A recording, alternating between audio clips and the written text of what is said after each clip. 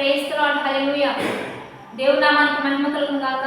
బిడ్డలారా, ప్రతి ఉదయకాలం ఈ దినం దేవుని వాగ్దానం చూస్తున్నా ప్రియాతి దేవుని బిడ్డలందరూ ప్రత్యేకమైన వందనాలు. దేవుని బిడ్డలారా, మీ అందరూ బాగున్నారా?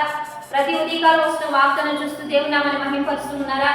ఈ దినం దేవుడు మనకు ఏ వాగ్దానం ఇచ్చి లేవనెత్తుతున్నాడో చూద్దాం. పరిశుద్ధ లేఖన గ్రంథంలో నుంచి ఫిలిప్పీయులకు రాసిన పత్రిక 2వ అధ్యాయము 6వ వచనం చదువుకుందాం.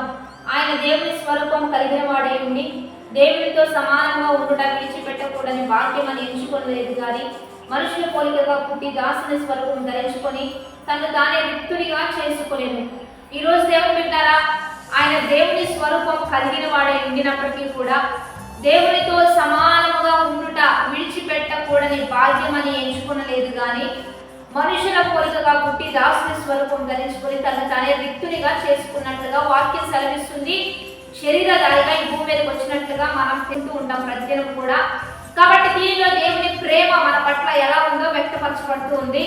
ఆయన దేవునితో సమానంగా ఉన్నప్పటికీ కూడా నీ కోసం నా కోసం ఆ యొక్క మహిమను విడిచిపెట్టుకునుట పెద్ద భాగ్యమేమి కాదని చెప్పి ఈరోజు చిన్న బిడ్డగా పశువుల శాలలో కడు దీనమైన స్థితిలో నీ కోసం నా కోసం ఆయన దిగి వచ్చాడు కనుక దానిలో ఉన్న ఆ త్యాగం, ఆ ప్రేమ, మన పట్ల దేవుడు చూపుతున్న ఆ కృపని మనం గ్రహించి ఎంతగా దేవుని కొరకు బ్రతకాలో, ఎంతగా దేవుని కొరకు ముందుకు కొనసాగాలో మనం ఒకసారి పరీక్షించుకుందాం.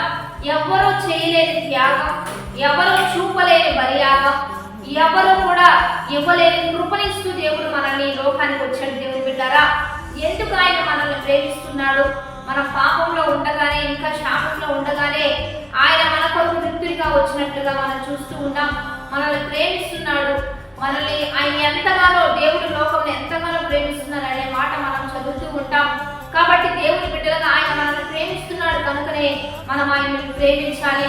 ఆయన గొర్రె పిల్లగా మన పాపాల నిమిత్తం, మన శాపాల నిమిత్తం బలి అవడానికి ఆయన లోకానికి వచ్చాడు కనుక ప్రేమ స్వరూపి, కనికరం కలిగిన వాడు, కృప చూపేవాడు, అత్యంత శ్రేష్టమైన గొప్పవాడు, ఆకాశ మహాకాశంలో పట్టజాలని గొప్ప దేవుడే నీ కోసం నా కోసం దిగి వచ్చిన దినమే క్రిస్మస్. దేవుని బిడ్డారా, కాబట్టి దేవునితో సమానంగా ఉండుట నీ కొరకు నా కొరకు గొప్ప భాగ్యంగా ఎంచుకొనలేదు. ఈరోజు మనం కూడా దేవుణ్ణి ఆరాధించడానికి ఏది కూడా మనకు గొప్ప భాగ్యంగా ఎంచుకొనక దేవుడే గొప్ప భాగ్యంగా భావించి దేవుడే ఉన్నతమైన వాడిగా మనం పెట్టుకొని దేవుని విషయంలో, దేవుని ఆరాధించే విషయంలో, దేవుని గణపరిచే విషయంలో దేవునికి మించి ఏది ఎక్కువగా చేసుకొనక దేవుడే గొప్పవానిగా ఎంచి దేవుని ఆరాధించడానికి, దేవుని నామ మహిమార్థంగా బ్రతకడానికి మనల్ని మనం సిద్ధపరచుకుందాం ఈ సంతోషకరమైన క్రిస్మస్ దినాల్లో. కాబట్టి అనేకులకు మంచిగా క్రీస్తు ప్రేమను ప్రకటిస్తూ యేసయ్య లోకానికి వచ్చాడు.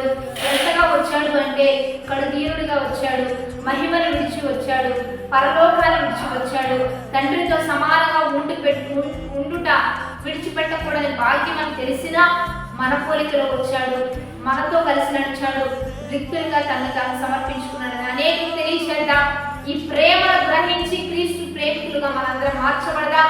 ప్రార్థన చేద్దాం. పరిశుద్ధ మహోన్నతుల గొప్ప దేవ, ఈ దినము మీరు మాకు ఇస్తున్న ఈ వాక్ వచనాన్ని బట్టి నీకు మహిమ.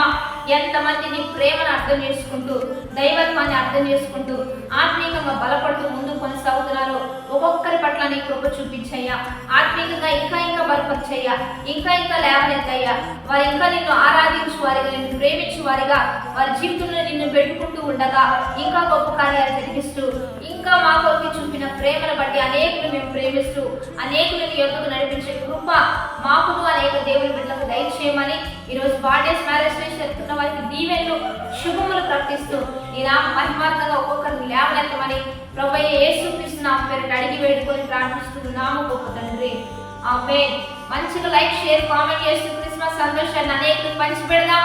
క్రీస్తు ప్రేమను అనేకులు ప్రకటిస్తూ ముందుకు వెళ్దాం. Have a blessed day. Amen.